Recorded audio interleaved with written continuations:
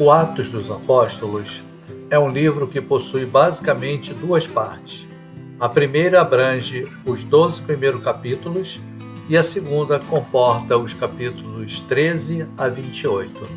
Numa rápida passagem pelo livro, identificamos que tudo está submetido à ação do Espírito Santo, conforme o primeiro capítulo, versículo 8, em que nos diz: Mas descerá sobre vós o Espírito Santo e vos dará força, e sereis minhas testemunhas em Jerusalém, em toda a Judéia e Samaria e até os confins do mundo.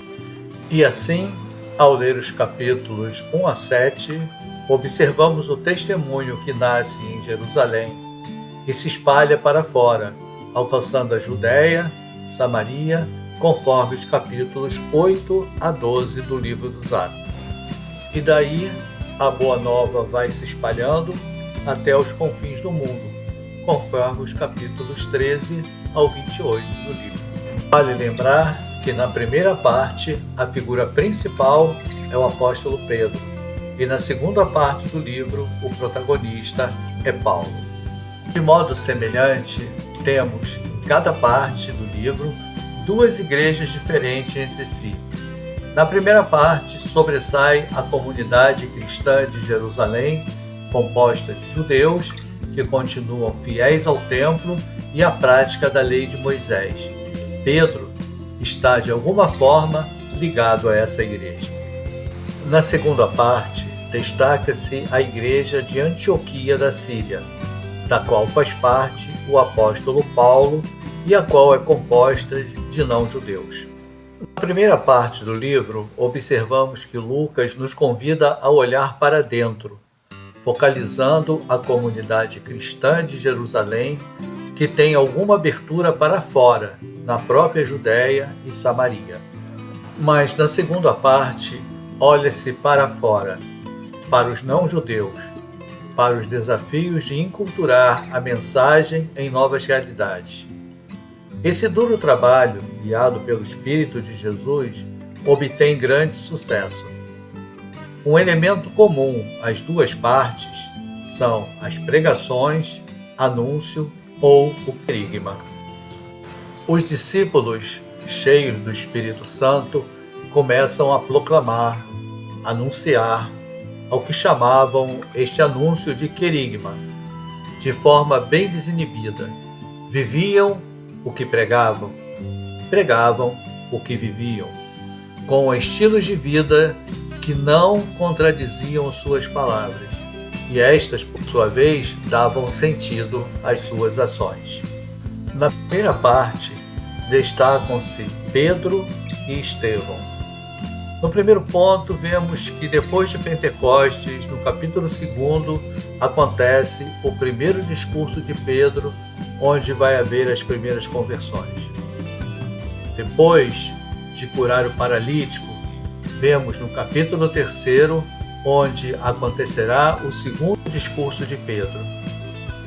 E ainda, diante do Sinédrio, no discurso em um contexto de tribunal, narrados nos capítulos 4 e 5, onde Pedro, cheio do Espírito Santo, respondeu-lhes: chefes do povo e anciãos.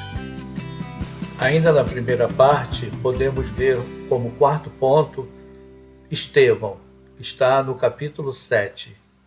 Note como termina este discurso de Estevão. Sem apelo à conversão, como os dois primeiros discursos de Pedro que vimos anteriormente. Depois, como quinto e último ponto, vemos Pedro na casa de Cornélio, no capítulo 10, onde irá fazer um discurso preparando a vinda do Espírito Santo sobre os pagãos. Na segunda parte, podemos ver que o destaque agora vai para a figura de Paulo. Também são 5 pontos que iremos ver. No primeiro ponto, Paulo está em Antioquia da Pisídia, narrado no capítulo 13, que vai falar da primeira viagem de Paulo e Barnabé, onde poderemos contemplar o primeiro discurso de Paulo. Depois acontecerá em Atenas, no capítulo 17 do livro de Atos. que vai narrar a segunda viagem de Paulo, onde haverá o discurso de Paulo no Areópago de Atenas. O terceiro ponto acontece em Mileto, no capítulo 20 do livro, onde vai falar da terceira viagem, onde Paulo irá fazer um discurso aos anciãos de Éfeso. O quarto ponto irá acontecer em Jerusalém, no capítulo 22 do livro de Atos, que se dá o início da quarta viagem, onde Paulo, diante dos judeus, narra a sua conversão. E por último, em Cesareia, diante do rei Agripa, no capítulo 26, onde Paulo irá fazer mais um discurso. Outro elemento comum às duas partes são os milagres. Vejamos, inclusive recomendo que você veja na sua Bíblia. Pedro, no capítulo 3, irá curar um aleijado em Jerusalém.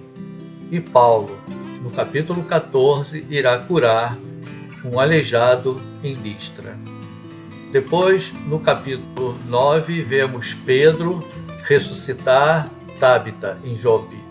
E no capítulo 20, vemos a ressurreição de Eutico em Trode por Paulo.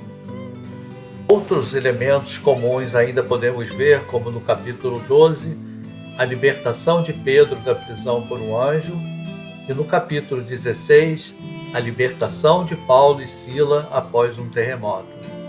Depois, no capítulo 8, vamos ver sobre magia, onde vemos Pedro diante de Simão, o mago. E no capítulo 13, também a mesma magia, onde vamos ver Paulo diante do mago Elimais. E ainda no capítulo 10, para concluir, vamos ver Pedro se dirigir aos pagãos na casa de Cornélio, na Cesareia. E por fim, dos capítulos 13 ao capítulo 28, Paulo irá se dirigir aos pagãos em suas viagens missionárias.